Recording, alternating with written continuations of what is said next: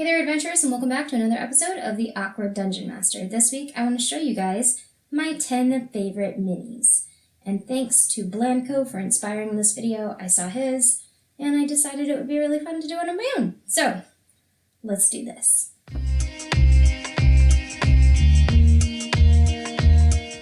So, first and foremost, it's the biggest mini that's on the table. Not always true, but you can assume that a lot of the times the larger minis are some of our favorites as Dungeon Masters.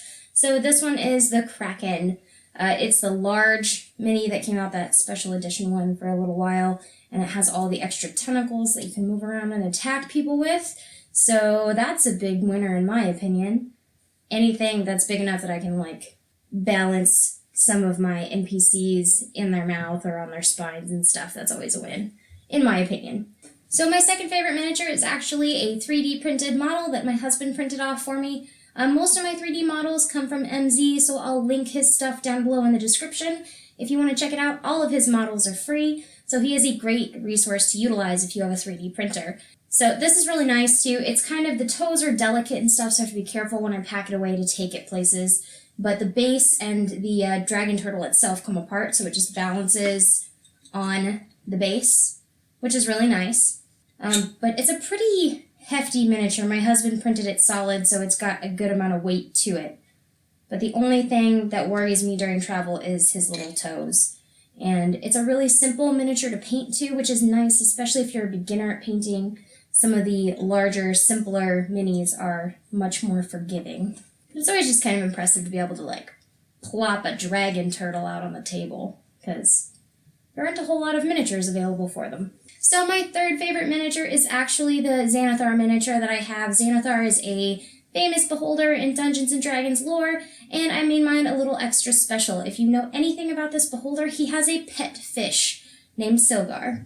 And one of the days that I was trolling the miniatures section at Michael's, I found a small goldfish in his little goldfish bowl. So I bought my Xanathar Sylgar, and I just went ahead and glued him right on there, so he's got his little Sylgar with him at all times. So that's pretty special in my opinion. Fourth, Alchemical Golem. I believe this is a Pathfinder's miniature that I just happened upon at our friendly local gaming store one day, and I had to have it. It's got a lot of different colors of clear plastic in it, and there's a little brain with eyeballs on the top, so I'm pretty partial to it. It has a lot going on, just color-wise, and it's very intricate. There's a lot of details on this miniature. I haven't had an opportunity to really use this one yet, but I look forward to getting the chance one of these days. It's just pretty to look at. Makes my heart happy. This is why I'm the miniature whore in this house. Sometimes I just buy minis because they're pretty, not because I have an immediate need for them. We always look for miniatures at local gaming stores when we're traveling, and one time I actually found the same Hydra that Matt Mercer uses in Campaign 2, I can't remember what episode right now, but the one with the removable heads, and I had to have it. I also texted a friend of mine who is also majorly into Critical Role and likes miniatures and DMs himself a lot of the time, so I was like, dude, look what I found in Tennessee. And he said, oh my god, that's amazing, I hate you so much right now. So we went back and we bought the only other one on the shelf for my friend. He was pretty stoked. Number 6 on my list is actually a Gelatinous Cube. This seems really basic, and it kind of is. I have several Gelatinous Cubes, but this one in particular is my favorite. And that is because the bottom comes out. So this guy comes apart, and then I can take one of my player's minis, and it's got a nice little space for a medium-sized miniature down in the bottom. And then you can actually have them engulfed inside the cube while you're playing. So I love that extra dynamic effect to the gaming table and the combat. It's a nice little addition for everything that's going on at the table. Nothing to hate there. It's lovely. My first ever miniature was actually a Gelatinous Cube. It looks like crap because we had a house fire maybe, a week or two after I got that, my first couple minis. So this was my first ever miniature, this little Gelatinous Cube. And you can't even hardly see inside of it anymore because so much smoke got up inside the miniature. during our house fire, but I've kept it anyway. It's still a really neat thing to have. Okay, next up on my favorite minis. Number 7 is another 3D print from MZ, and it is Zugtmoy. Hopefully I'm saying that right. But she is a nice little fungus, goddessy, creepy thing. Again, I've never gotten the chance to use her, but the paint on this one came out really good. But she is, my only qualm with this miniature is it is extremely delicate, so I have to be careful where I store it. I have to be careful how I travel with it. So it's a beautiful miniature, but very, very delicate. So I have some smaller ones that I've thrown into, some more mainstream, I would consider, monsters, but specific models of them just make me really happy, and this is one of those. It's called a sea troll. This might be a Pathfinder, I can't remember.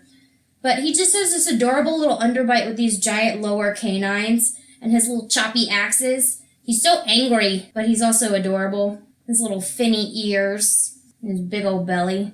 He's had a lot of snacks lately. But I just love his grumpy little face. It warms my heart. Okay, a weird one. And I kind of thought this when I was watching Blandco's video as well. He had some that were not made as miniatures for D&D, but they come in really handy and they work really well. And this is definitely one of those cases for me. I found these at a Doctor Who convention, of all things, and they were $1 each, and they're called Eyed Blobs. And they're made by a guy named Andrew. He does have an Etsy shop. He has all different colors and sizes. Got this large base-sized one. And they just have different little faces on them. They're all different shapes, heights. But they work really nicely for oozes.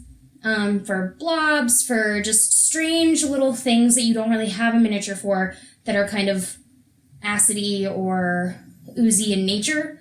They fill in quite nicely, and you can buy a ton of them for really cheap, and they're ready to go. So they're an awesome thing to have around. I think I have about 20 of them, and I use them all the time. My husband does too. The nice thing about having 20 of them is there's tons to go around, because there are definitely times where we both need a bunch of them during our respective sessions that we're running at the exact same time. Alright, so that is the Eyed Blobs, and last but not least, the smallest miniature out on the table right now, but one of my absolute favorites, is a tiny little goblin. It's a Goblin Alchemist. It's one of the newer ones, I'm pretty sure. But you can see he's got like a little bomb skull cap, he's got a big old knife, and he's got these adorable goggles on, and he's just loaded down with all kinds of random crap. But he looks like a little troublemaker, so that is why I love that miniature. And then I had to throw in just kind of an honorable mention type mini, because it's another goblin, and the miniatures that I built it from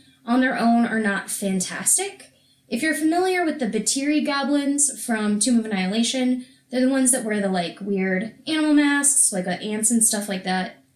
But they made 2 different styles of Batiri goblin for that set. One had the masks and one didn't. But also in that book, there is something called a Batiri battle stack, where the goblins will stack on top of one another and then attack that way. And there's all kinds of weird stats and things that go along with it.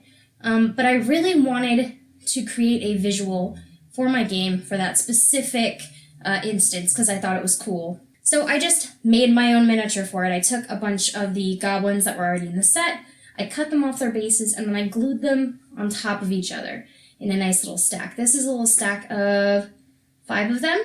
I used 4 without masks, and then the top one does have a mask on him. But I was really pleased with how that turned out. So I just wanted to share it with you guys in case that was something you were interested in building for yourself and your games at home. So that's it. Those are my 10 favorite miniatures that I currently own. Obviously, my preferences change from day to day, and then also with time and as my collection grows, things kind of shift around. So maybe in a few years we'll do this again, and some of my favorites will have shifted around quite a bit. What are the favorite miniatures that you guys have at home? If you have any favorites, please hit me up on social media and let me see what those are. I'd love to get talking with you guys about minis. And until next time, keep it rolling, adventurers.